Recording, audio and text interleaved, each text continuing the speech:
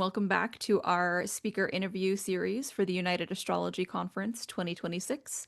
I'm Melissa, and today we are joined by Kathy Rose. Kathy, can you please introduce yourself?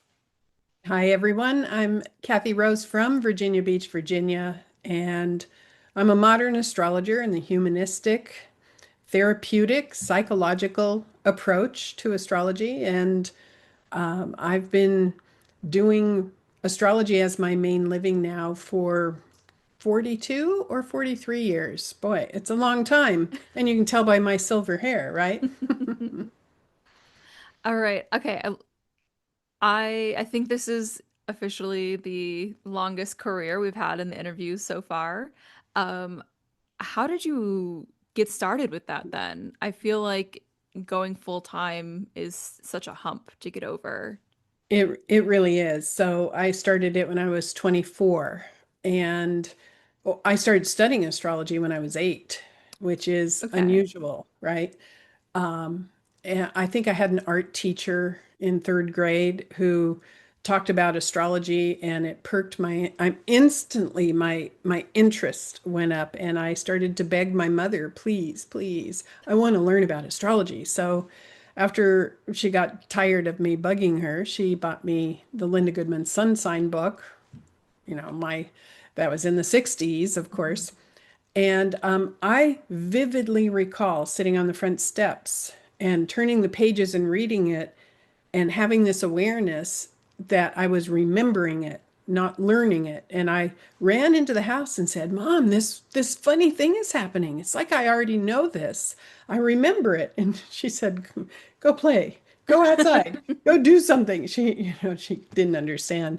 But so I proceeded to learn astrology from that point on through books by myself, having that very interesting experience of reading something and having memories come up. So then at 24, launched my full-time career with no money at all, no Ooh. money in the bank, and having to face my very bold decision. I have Moon in Aries, so what can I say, right? A bold decision to go, oh, gee, if I don't get clients, I'm not going to eat. If I don't get clients, I can't pay rent. And so then you get very brave, and then you learn to bring astrology into every single conversation. And of course, this was before social media. And this was the time frame when you only did consultations face to face. Mhm. It was an interesting time. Tell me a little bit about that then, about finding community pre-social media. I didn't actually find community until about 2005 or Oh, so. wow. But I'm a maverick. I really am. And I have a podcast called the Maverick Podcast, because I like to explore the maverick personality. Mhm. So the maverick tends to be somewhat of a lone wolf, or somebody who thinks outside the box, or somebody who's very independent. And so for many years, all I did was read the Mountain Astrologer and read every single book I could get my hands on. And then once I decided to do this full time, my focus was on financial survival, Mhm. getting the clients. And I didn't have time to think about community at that point. But then 20 some years into my career, I met Noel Till at one of the conferences. I finally went to a conference or two Nice. and decided, there's something about his teaching that I have to learn. I'm missing a piece, and I know I'm going to learn it if I take his course.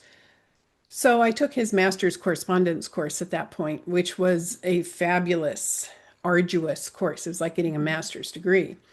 And that's where I was introduced to solar arcs, which was the missing piece. And subsequently, I feel like I've really specialized in solar arcs. Noel had this magical way of teaching in the style that exactly I needed, and it just came together instantly.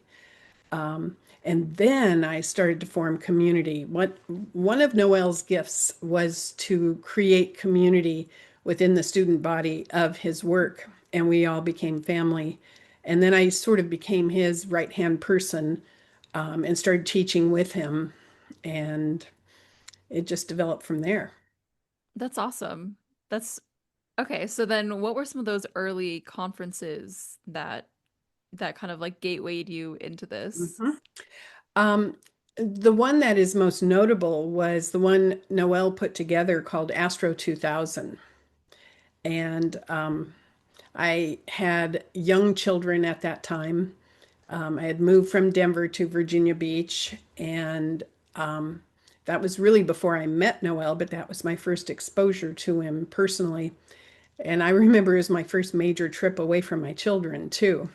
So, that was a big deal. And I had been extremely busy before children. I'd been doing a lot of astrology. I was teaching it. I was getting some newspaper interviews here and there, small, but Hmm. still, I was really, really busy prior to having children. And then once I had children, I started to put astrology somewhat on the back burner Hmm. so I could mother.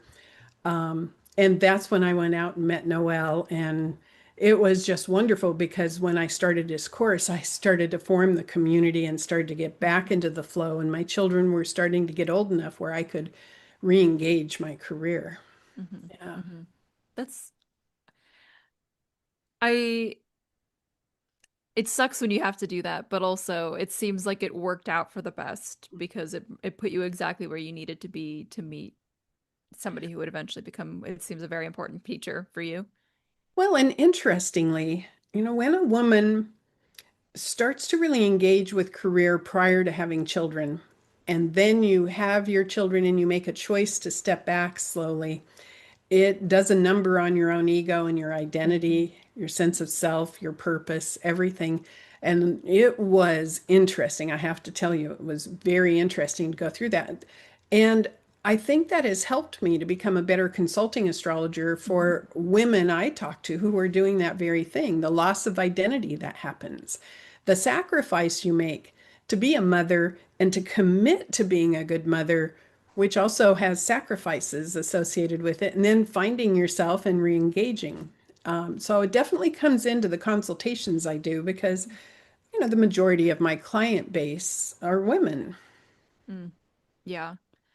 Um, how did you transition then back into in a, an entirely, I shouldn't say entirely, but by this point, we're in the 2000s in this timeline now.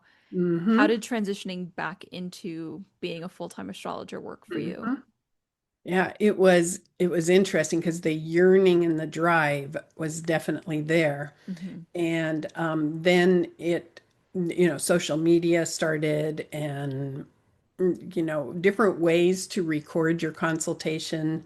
More people were doing it by phone then and recording by phone. This was before Zoom, of course.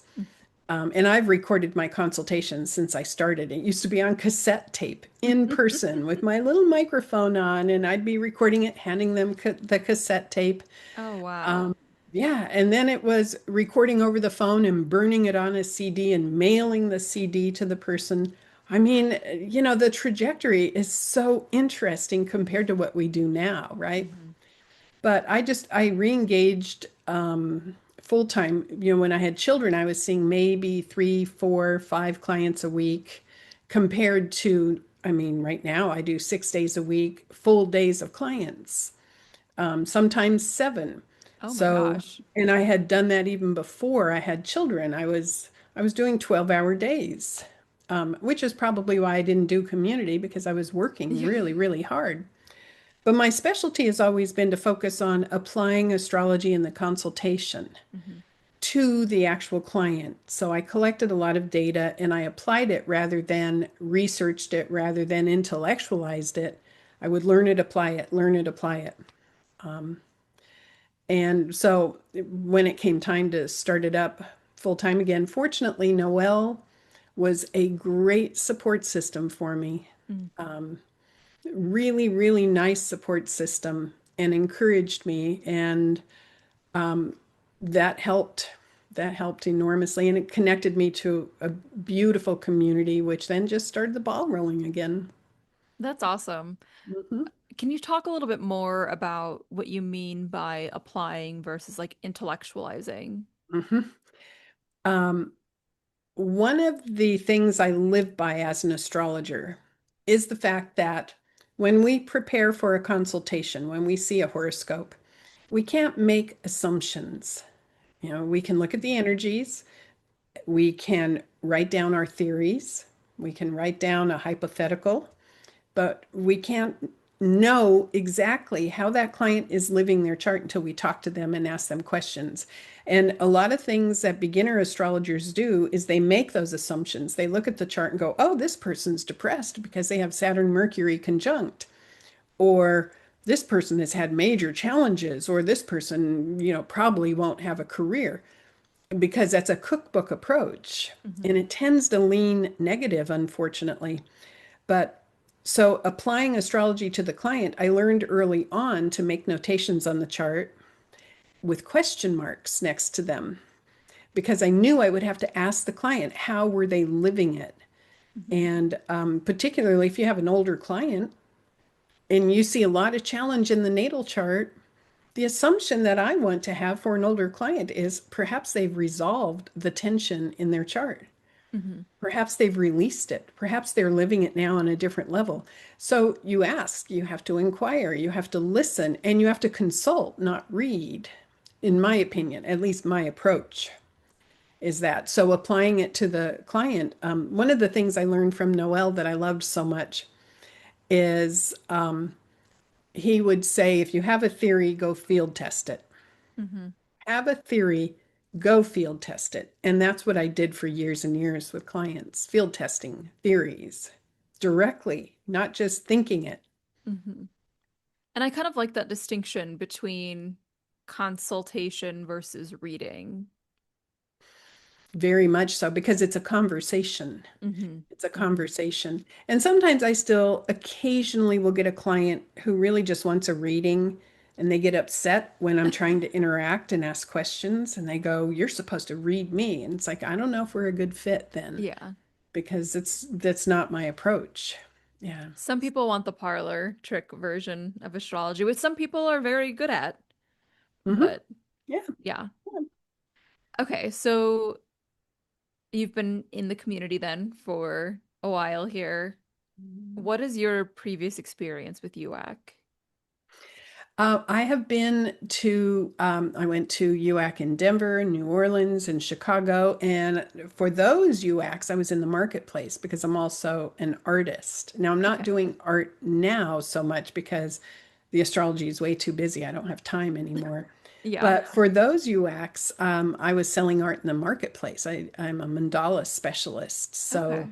people who have been to past UACs may recognize me from the marketplace. But UAC is such an amazing adventure. If people have not been, they're going to be blown away by the energy, by the Hmm. dynamic response of enthusiasm, not only from the speakers, but from the participants. And the one thing I would say to anybody who's going to attend UAC is to make sure in the evenings that you have time to replenish and cleanse because you're going to Hmm. be absorbing massive amounts of information Yeah.